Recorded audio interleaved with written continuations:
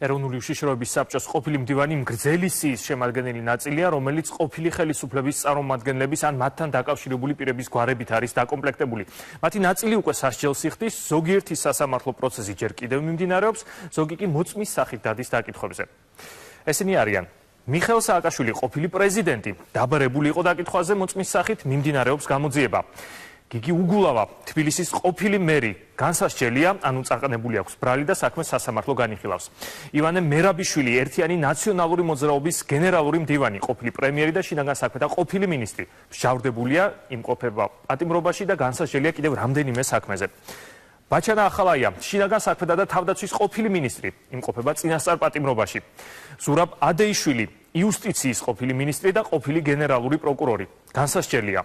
დავით კეზერაშვილი, თავდაცვის ყოფილი მინისტრი და ფინანსური პოლიციის ყოფილი ხელმძღვანელი, განსასჯელია.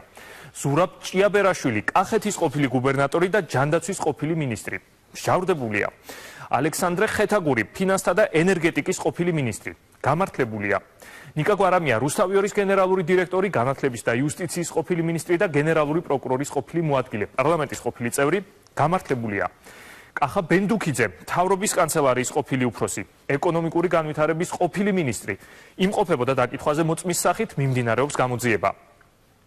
თენგიზ გუნავა, სამეგრელო ზემო სვანეთის ყოფილი გუბერნატორი, შინაგან საქმეთა სამინისტროს გენერალური ინსპექციის ყოფილი უფროსი, მსჯავრდებულია, შეიწყალა პრეზიდენტმა სააკაშვილმა. ცეზარ ჩოჩელი, მცხეთა-მთიანეთის ყოფილი გუბერნატორი, განსასჯელია. შოთა ხიზანიშვილი, თბილისის მერის ყოფილი მოადგილე, შინაგან საქმეთა მინისტრის ყოფილი მოადგილე, განსასჯელია. ნიკოლოზ ძიმცეიშვილი, შინაგან საქმეთა მინისტრისა და თავდაცვის მინისტრის ყოფილი მოადგილე, მსჯავრდებულია, შეიწყალა პრეზიდენტმა სააკაშვილმა. კახა დამენია, ეკონომიკური განვითარების მინისტრის ყოფილი მოადგილე, გამართლებულია. გენერალი გიორგი კალანდაძე, საქართველოს შეერაღებული ძალების გაერთიანებული შტაბის ყოფილი უფროსი, გამართლებულია. ჯაბა ებანოიძე, ფინანსთა სამინისტროს შემოსავლების სამსახურის ყოფილი ხელმძღვანელი, განსასჯელია. ნიკოლოზ მელია, თბილისის მერობის კანდიდატი ნაციონალური მოძრაობიდან, ძველი თბილისის გამგებელი, აღსრულების ეროვნული ბიუროს ყოფილი ხელმძღვანელი, განსასჯელია. მურთაზ ზოდელავა, ყოფილი მთავარი პროკურორი, დაიკითხა მოწმის სახით, მიმდინარეობს გამოძიება. გიგა ბოკერია, ეროვნული უშიშროების საბჭოს ყოფილი მდივანი, საგარეო საქმეთა მინისტრის ყოფილი პირველი მოადგილე, პარლამენტის ყოფილი წევრი, იმყოფებოდა დაკითხვაზე მოწმის სახით, მიმდინარეობს გამოძიება. მოდით მე აქ გავჩერდები, იმიტომ რომ ჩამონათვალის გაგრძელება უსასრულოდ შეიძლება. თავის დროზე ბიძინა ივანიშვილმა თქვა, რომ ჩვენ საქმეების უამრავი სერია გველოდა წინ. ეს მართლაც ასე მოხდა და სასამართლო პროცესები ვენესუელური თუ თურქული სერიალებით გაიჭიმა და გამრავლდა. ამიტომაც მოქმედი გმირების სიაც იმდენად გრძელია, რომ კურიერის დრო ამ ჩამონათვალის სრულად წასაკითხად მე ნამდვილად არ მეყოფა. მით უმეტეს, რომ სერიალებს ისედაც საკმარისი დრო მიაქვს ჩვენს ტელევიზიებში.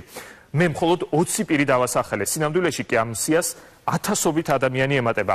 მერიების, საკრებულოების, სამინისტროების, გამგეობებისა და სხვა უწყებების თანამშრომლები, აქტივისტები და რიგითი მოქალაქეები, მათ შორის ნაციონალური მოძრაობის ლიდერების ოჯახის წევრებიც, რომლებიც სისტემატურად დადიან დაკითხვებზე. გასაკვირი არ არის, რომ ამ ფონზე ნაციონალური მოძრაობა პოლიტიკურ დევნაზე საუბრობს, მთავარი პროკურატურა და მმართველი გუნდი კი განმარტავენ, რომ წინა ხელისუფლების პერიოდთან დაკავშირებით უამრავი შეკითხვა არსებობს და ამ კითხვებს პასუხი უნდა გაეცეს. და ვინაიდან კანონის წინაშე ყველათანაც სწორია, ახალი ხელისუფლება ამ პროცესებში ვერაფერს ტრაგიკულს ვერ ხედავს.